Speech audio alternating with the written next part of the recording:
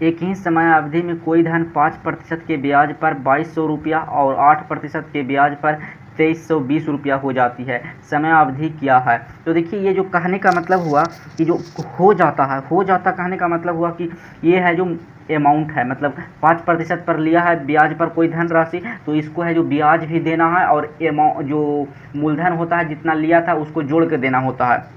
तो दोनों को जो जोड़ के देता है उसी को कहा जाता है अमाउंट। तो यहाँ पर कोई भी जो देगा जो अमाउंट ही देगा तो ये हो जाता है, मतलब अमाउंट है जो 5% वाला पर ब्याज लिया है तो 2200 रुपया हो रहा है, और 8% ब्याज पर लिया है तो 2300 रुपया हो रहा है अमाउंट। तो देखिए इसका कैसे सोल्व करेंगे, तो इसको सोल्व करने का सिंपल तरीका, ये जो दोनों का है जो ब्याज दिया हुआ है परसेंटेज में, इसको हम दोनों को डिफरेंस देख लेंगे, और ये इधर है जो दोनों का अमाउंट का डिफरेंस देख लेंगे और दोनों को इक्वल कर देंगे। तो देखिए इसका जो डिफरेंस है जो 3% है, तो 3% कर दिए। अब 3% इजिकल टू ये वाला का डिफरेंस कर देंगे तो 120 हो जाएगा, मतलब 3% का वैल्यू 120 हो गया। तो हम कह सकते हैं कि 1% का वैल्यू 40 हो जाएगा। 1% का वैल्यू 40 हो गया, हम 5% का वैल्यू निकालेंगे, मतलब पहला कंडीशन से हमको 5% का वैल्यू निकालेंगे, मतलब एसआई पता चल जाएगा। तो 5% का वैल्यू कितना हो जाएगा, 1% का वैल्यू 40 है तो 5% का वैल्यू 200 हो गया। ये 200 आ गया जो एस आई आ गया, लेकिन ये एस आई आया है जो पहला वाला से आया है 5% वाला से। 8% वाला से हम एस आई निकालेंगे तो हमको 8% को इसको में गुना करना पड़ेगा, तो करेंगे तो 8 32 320 रुपया हो जाएगा। तो 320 रुपया हो जाएगा जो इसको से हमको सोल्व करना होगा, लेकिन हम इसको से निकाले हैं तो इससे सोल्व करना होगा। तो देखिए कोई से करेंगे आंसर बराबर आएगा, तो हम 5% वाला से कर रहे हैं, तो 5% वाला से कर रहे हैं।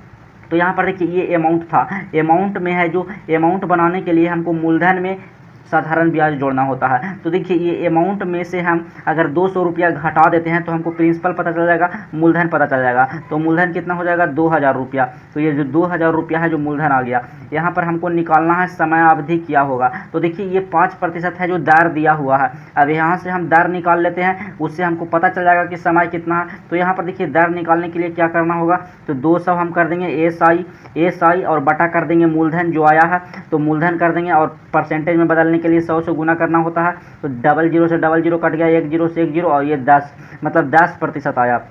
यहाँ पर देखो ये जो ब्याज का दर है जो वार्षिक दर होता है जो 5% दिया हुआ है, यहाँ पर 10% आया, मतलब दुगना समय लगेगा, तो दुगना समय इसका आंसर हो जाएगा 2 वर्ष। तो इस तरीक़ा से सोल्व कर लेंगे इसको। है जो यहाँ पर ये जो आया है मूलधन गुना ये वाला दर कर लेंगे, और समय टी मान लेंगे, इजिकल टू कर देंगे 200, क्योंकि एस आई कर देंगे इजिकल टू में, तो सोल्व करेंगे तो वैल्यू आ जाएगा 2 वर्ष। तो उससे भी कर सकते हैं या इससे भी कर सकते हैं, कोई दिक्कत नहीं है, दोनों से आंसर आ जाएगा।